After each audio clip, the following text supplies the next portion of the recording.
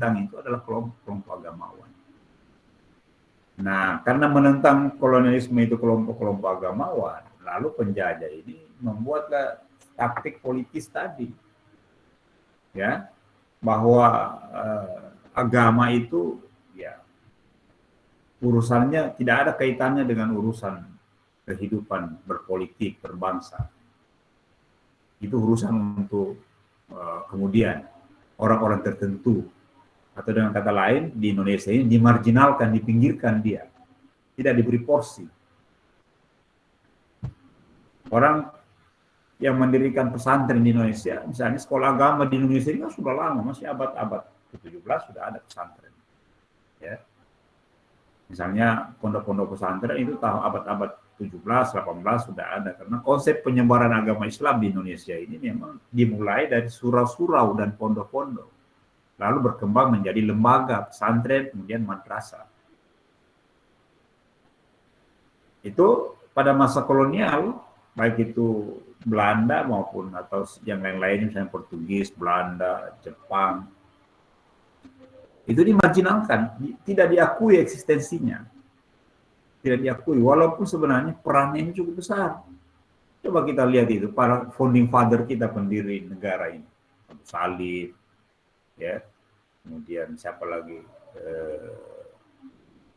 Rajiman Widjodiningrat, siapa nak Rajiman, Dr. Rajiman, ya, kemudian Muhammad Yamin, ya tokoh-tokoh nasionalis religius, lalu pahlawan-pahlawan yang lain di Diponegoro, itu semua berlatar backgroundnya, semuanya adalah pendidikan keagamaan atau pesantren mungkin dalam bahasa sekarang ini.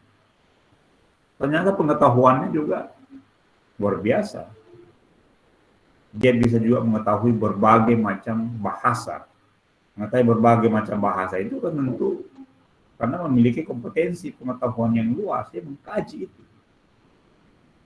Sehingga bisa paham. Nah, orang-orang semacam ini tadi yang tidak kompromi tentang kolonialisme, lalu dibukalah wawasan masyarakat luas itu bahwa itu pendidikan-pendidikan yang mereka ikuti atau yang didirikan atau diselenggarakan itu tidak diakui statusnya. Hanya ada satu pendidikan, ya pendidikan ala barat itu yang kita sebut sekarang mungkin pendidikan umum.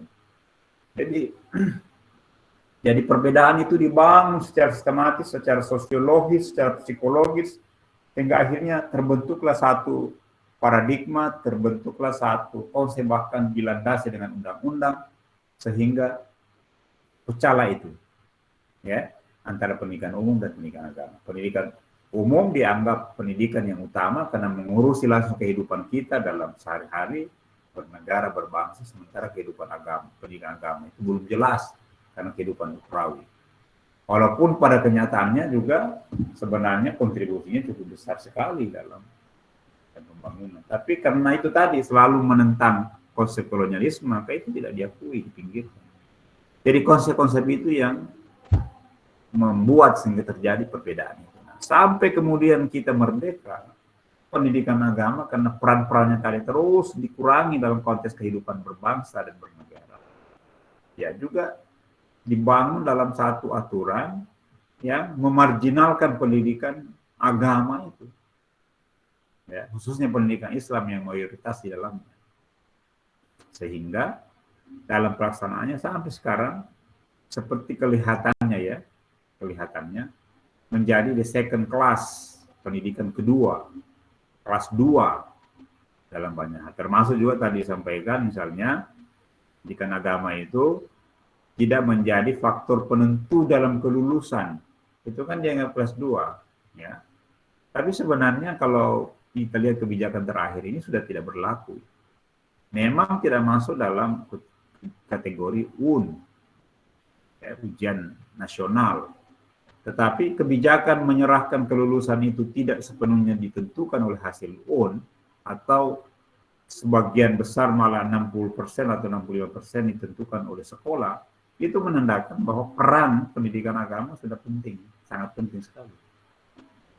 Jadi bukan hanya hasil nilai yang diperoleh itu yang menentukan kelulusan, tetapi dikembalikan kepada sekolah, diantaranya akhlak, sikap, perilakunya, itu sangat menentukan untuk apakah seseorang siswa bisa lulus atau tidak. Nah itu artinya peran pendidikan agama menjadi sudah berperan penting dalam kelulusan tadi. Meskipun dalam konteks tadi ya, dalam konteks ujian nasional seperti misalnya IPA, matematika, tidak masuk deretan itu. Tapi kalau bicara penentuan kelulusan, sebenarnya pendidikan agama sudah masuk kategori itu. Dengan diserahkan kelulusan itu kepada sekolah masing-masing. Kan gitu. Ya. Tapi kalau yang saudara maksudkan itu tadi diikutkan sama-sama dalam konteks ujian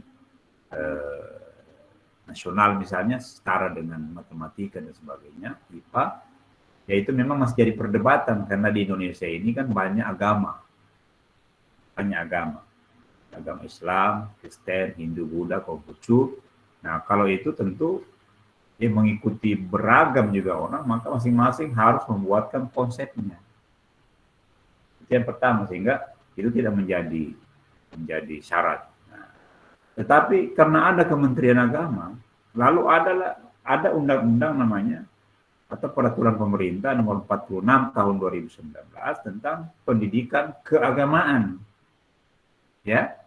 Jadi khusus misalnya apa? Madrasah, ya kan? Pesantren, termasuk perguruan tinggi keagamaan. Itu punya aturan sendiri di dalamnya. Nah, kalau di pendidikan agama, tentu agama ini juga menjadi faktor utama penentu dalam penentuan kelulusan.